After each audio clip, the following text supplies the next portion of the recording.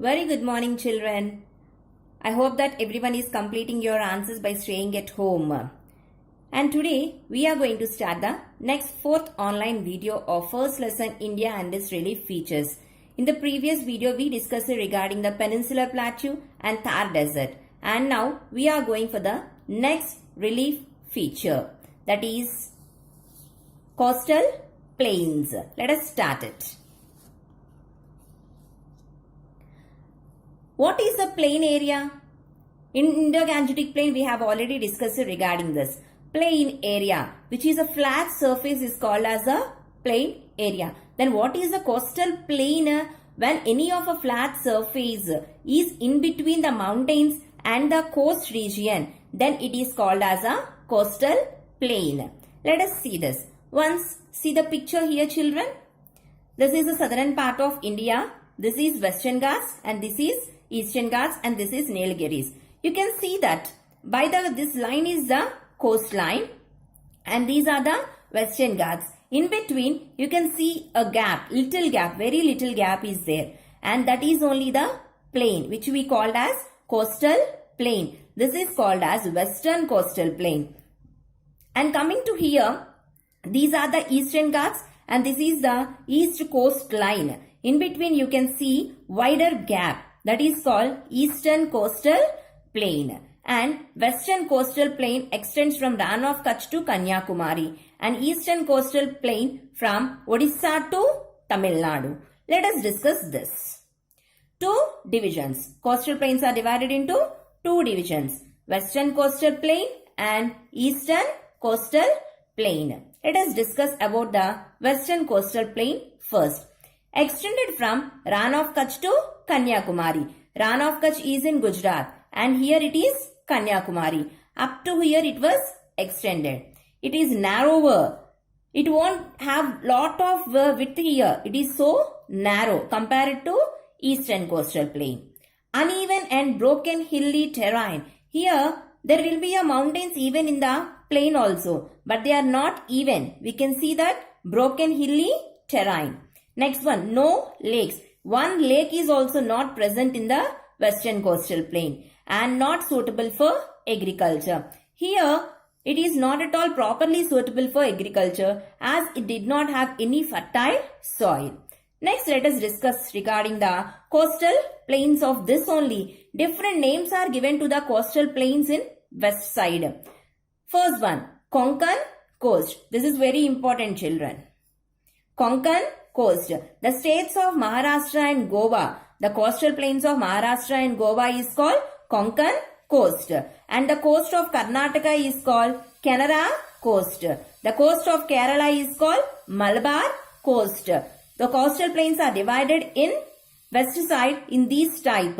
Depending upon the states, the names were given. Once again, Maharashtra and Goa, Konkan, Karnataka, Canara, Kerala, Malabar Coast. This is the Western Coastal Plain.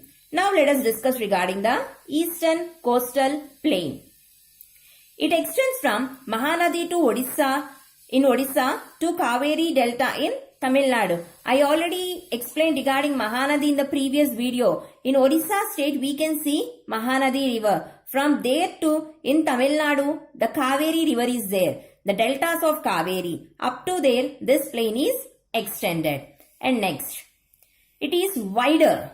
Wider means very big one. Here you can see that the Western Coastal Plain is narrow, but where Eastern Coastal Plain is wider.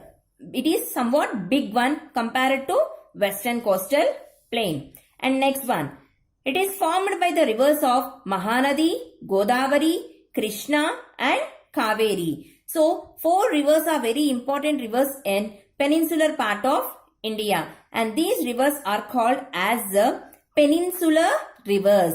They dry up in summer season. They won't flow throughout the year. And so they are called as peninsular rivers. These rivers are very important and because of these rivers, they born in Western Ghats and even Vindhya ranges. They flow towards the east side and they joins into Bay of Bengal. When they are joining, they deposit all the fertile soil in this coastal plain and the water joins into Bay of Bengal. Like this, these plains were formed because of the 4 rivers. And next one, suitable for agriculture. As the fertile soil is deposited by the 4 rivers here, this plain is very suitable for agriculture. And in the same way, how western coastal plain is divided, eastern coastal plain is also divided into 3 parts. The state of Odisha, the coastal state plain of Odisha is called Utkal Coast. Andhra Pradesh coastline is called Sarkar Coast, and Tamil Nadu coastal plains are called Coromandel Coast. Once again, Odisha, Utkal Coast, Andhra Pradesh, Sarkar Coast, and Tamil Nadu, Coromandel Coast. These are the important things regarding the coastal plains. And let us move for the last really feature of this lesson, islands. What is an island, children? I already discussed this in the first video itself. Island is nothing but a piece of land covered with water on all sides is called as island. And India have 2 important islands. 2 groups of islands. One is Andaman and Nicobar Islands and second one is Lakshadweep Islands. First, let us discuss regarding the Andaman and Nicobar Islands. Andaman and Nicobar Islands, they are in present-day Bay of Bengal. And these islands are the elevated portion of submerged mountain part called Arkan Yoma. I hope that everyone knows regarding Myanmar. In previous days, it is called as Burma also. Once see this picture. Here, this is the part of India and this is Myanmar. In Myanmar, there are some sort of mountain ranges, and because of some tsunamis, floods and everything, these mountain ranges submerged into Bay of Bengal, and when the water is like that, these mountain ranges are uplifted when they come to the Indian waters. And those islands are only called as Andaman and Nicobar Islands. There are the mountain ranges called as Arkan Yoma from Myanmar. They submerged into the water in Bay of Bengal. And when they come into the Indian waters, they uplifted. They came out of the water. And these were formed into islands. Those are only Andaman and Nicobar Islands.